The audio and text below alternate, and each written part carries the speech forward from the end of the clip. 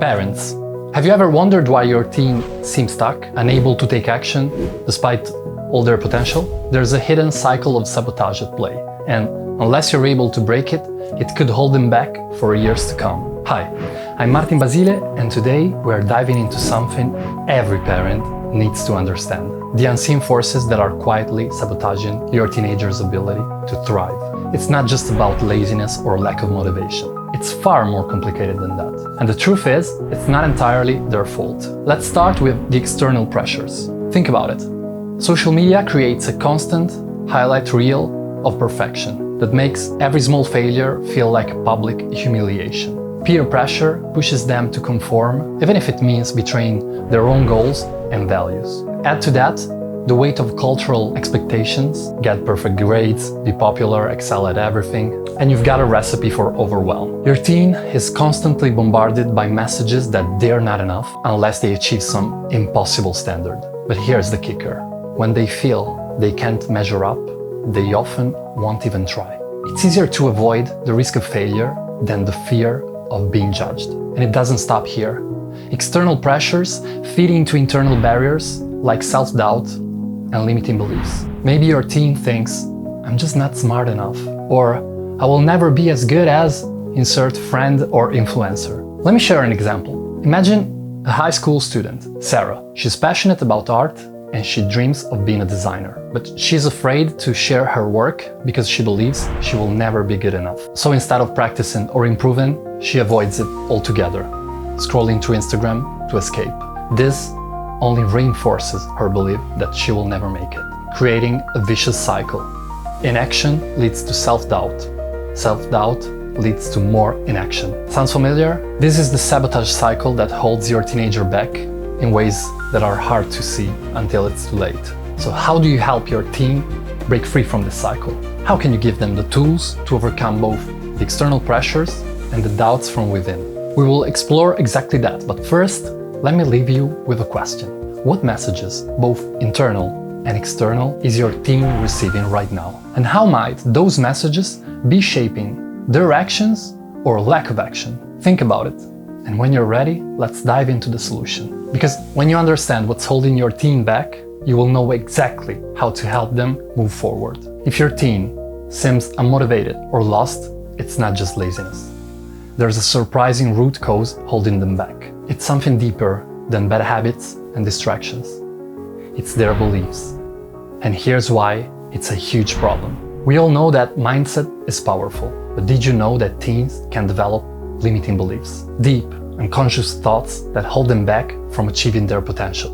These beliefs can stop them from even trying to pursue their dreams. And if you don't understand what's happening beneath the surface, you might miss it entirely. Limiting beliefs are the stories we tell ourselves that keep us stuck.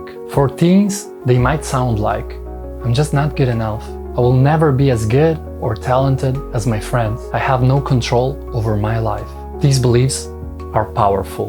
They become the lens through which your teen sees the world. They believe these thoughts are true, and it shapes everything they do or don't do. And when teens believe they're not capable, it creates patterns of procrastination and avoidance. They don't take action because deep down they're afraid of failing or not measuring up. Here's an example. Jake has always struggled with school, but his belief is, "I have no control over my future." He thinks that no matter what he does, his future will be shaped by other people: his parents, his teachers, even his friends.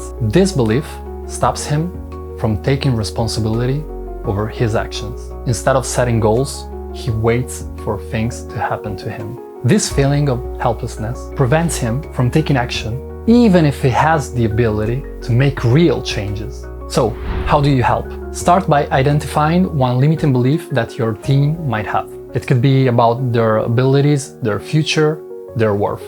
Ask them this: what do you think about yourself when you think about your future?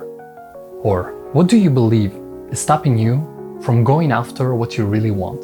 Once they share, reflect on how this might be affecting their behavior. Are they avoiding tasks?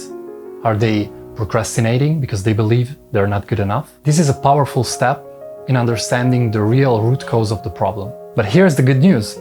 The problem is not permanent. There's a way to shift those beliefs and help your team take control of their future. The solutions are closer than you think. We will now dive into how to help your team break free from those limiting beliefs and start making real progress. So, recognizing those beliefs is the first step. Now, let's take action. Let's explore how to turn those challenges into opportunities for growth.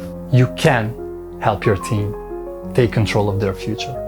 Here's the first step you can try today. It's not about giving them all the answers. It's about helping them build the mindset and the habits to own their own journey. Let's get into how. First, let's talk about mindset. If your team struggles with self-sabotage, it usually comes down to one thing: how they view failure. Too often, they see failure as a dead end. They avoid challenges because they're afraid of messing up. But here's where you can make a huge impact.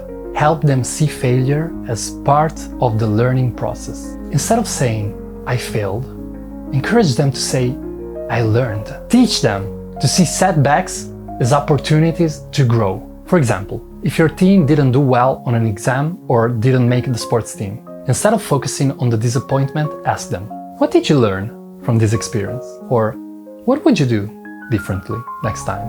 This shift in mindset can help them stop avoiding challenges and start embracing them as opportunities to improve.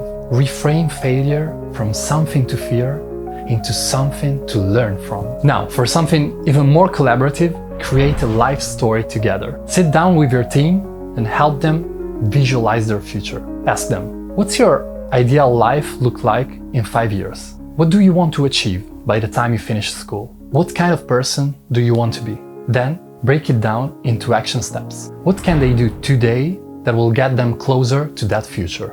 This exercise helps them see their potential and realize they have the ability to shape their own story. Helping your team to break free from self-sabotaging doesn't have to be complicated. Start small. Help them reframe failure. These steps will create confidence, resilience, and a sense of ownership. Start today and see how your team's mindset begins to shift. Remember, it's all about consistency. Take it one step at a time, and you will see they will begin to take ownership of their future.